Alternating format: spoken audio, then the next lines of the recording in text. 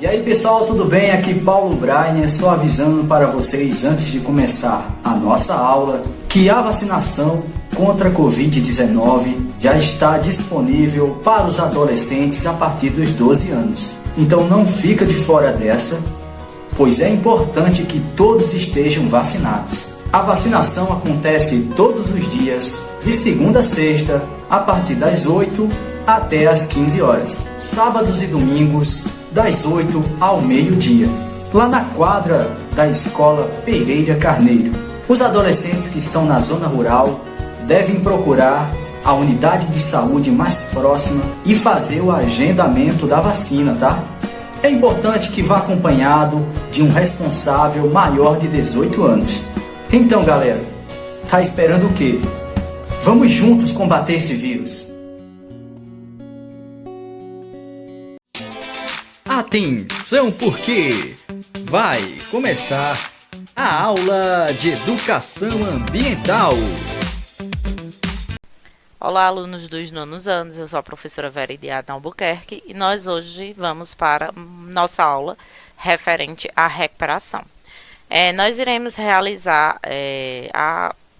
revisar os conteúdos de aulas anteriores que foram postadas para vocês. Nós vamos começar a revisar o capítulo 10, que fala sobre o consumismo desenfreado no mundo. Então, a gente sabe que nós vivemos em um mundo globalizado, então, que é totalmente dominado pelo capitalismo. E o consumo, ele tende a estar diretamente interligado ao desenvolvimento da sociedade. Então, a sociedade só se desenvolve devido ao capitalismo ali que circula naquelas regiões. Então, para atender à demanda da produção, né, da formação de determinados produtos e do consumo, é necessário que seja retirado matéria-prima da natureza e a partir daquela matéria-prima seja fabricado determinados materiais, tá? Como, por exemplo, o fato da fabricação da energia elétrica, do uso da água, entre outros produtos. Então, para que um determinado item seja produzido, é necessário retirar ali da natureza a matéria-prima e a partir dessa retirada dessa matéria-prima passar por modificações e fabricar ali aquele produto que se quer fazer uso. Como a gente fala sobre o consumismo e a gente sabe que a gente tem que ter uma atenção redobrada em relação ao fato do consumismo em si, porque pode estar também atrelado à poluição.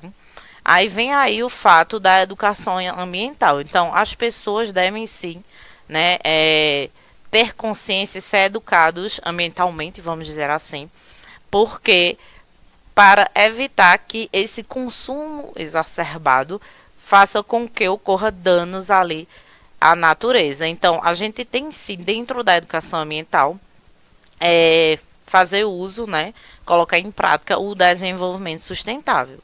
Então, a gente precisa conscientizar não só um só setor da sociedade, e sim todos os setores da grande importância, tá, do cuidado com o meio ambiente para que todos os setores possam compartilhar com os benefícios que a natureza tem a nos fornecer. O capítulo 12, nós falamos sobre o exercício para um futuro solidário, sustentável e inclusivo.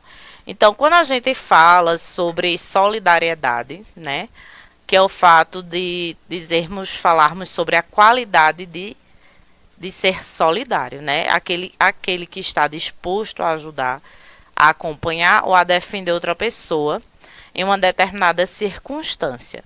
Tá? Quando a gente fala de solidariedade em si, não é ser solidário só aquela pessoa que eu conheço. É ser solidário a qualquer pessoa que esteja precisando em um determinado momento, né, de uma determinada ajuda. Então, trazendo isso para a nossa realidade, a gente pode falar também, se preocupar com os problemas e as dificuldades que as pessoas hoje vivem. Então, que o meio ambiente também necessita. Então, quando a gente é solidário, a gente está ajudando o outro, a gente está ajudando o meio ambiente, a gente está tendo cuidado com a formação excessiva de lixo. Então, ali você está sendo e praticando a solidariedade. Quando a gente fala sobre os caminhos para a produção e o consumo consciente, então servem de inspiração para pensar no que fazer para chegar a um futuro sustentável. O que é que a gente pode fazer para a gente dizer assim, não, realmente eu estou praticando a sustentabilidade, eu estou ajudando o ambiente em que eu vivo para que esse ambiente seja mais saudável. Então, existe um conjunto de boas práticas que tende a estimular e a inspirar o indivíduo, os governos, as empresas, para que possam refletir as suas ações e hábitos de escolher um caminho, né, mais saudável e sustentável. Então, quando você simplesmente tem um cuidado de economizar energia na sua casa, tem um cuidado de não formar uma grande quantidade de lixo, ou ter um cuidado de separar o lixo ou não desperdiçar o alimento, você já está dando o primeiro passo para se tornar uma pessoa que tem ações sustentáveis. No capítulo 15, nós vamos relembrar um pouco sobre as relações ecológicas, que são as relações que os seres têm um com o outro ali na natureza. Existem as relações que nós chamamos de relações harmônicas e as relações desarmônicas. O próprio nome vocês já conseguem compreender. Relações harmônicas são aquelas relações que nenhum dos seres sofre nenhum dano, né, não é prejudicado. E as relações desarmônicas é quando pelo menos um ser sai prejudicado. Então, a gente compreende que no meio ambiente nenhum ser consegue viver isolado. Então, ele necessita da cooperação dos outros seres. Tanto é que existe o fato da cadeia alimentar que um ser tem a necessidade de se alimentar do outro, tá? Quando a gente fala das relações ecológicas, nós podemos classificá-las em intraespecíficas, que são aquelas relações ecológicas que ocorrem entre seres da mesma espécie, e as interespecíficas, que são aquelas relações ecológicas que ocorrem entre seres de diferentes espécies. Eu citei alguns exemplos aqui de relações intraespecíficas e relações interespecíficas. Exemplos de relações intraespecíficas, que são relações entre seres da mesma espécie, a gente pode citar a sociedade, tá? Que são indivíduos que um ajuda o outro, mas eles vivem separados tranquilamente, não tem essa necessidade de viver sempre juntos, que é o exemplo das abelhas, formigas, dos cupins. E outra relação intraespecífica é a colônia, onde na colônia realmente, de fato, os seres ali necessitam viver sempre juntos. Caso se separem, provavelmente um dos seres não vai sobreviver. Como exemplo disso, a gente pode citar os corais. Já como exemplo de relações interespecíficas, que são aquelas relações que ocorrem entre seres de diferentes espécies, eu coloquei como exemplo para que vocês possam relembrar, o mutualismo. O mutualismo é uma associação que realmente ambos se beneficiam, existe uma troca de favores, né? Eles trocam ali substâncias, só que eles necessitam estar sempre juntos, que é no caso da associação das algas mais os fungos que formam os líquens. Eles necessitam estarem sempre juntos para que eles consigam sobreviver.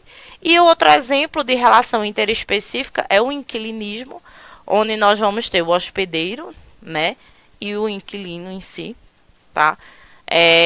No caso do inquilinismo, o ser vai viver, vamos dizer ali, no hospedeiro, mas não vai trazer nenhum problema para ele, não vai prejudicá-lo. Então, é uma relação harmônica. A gente observa muito a atuação do inquilinismo em determinadas plantas, como as plantas epífitas, que são as plantas que vivem penduradas em outras árvores, e elas ficam penduradas em outras árvores porque elas vão conseguir captar mais raios solares para realizar ali o processo de fotossíntese. Então, o inquilinismo não existe, nenhum ser sai prejudicado. Realmente é como se fosse um ajudando o outro. Bons estudos.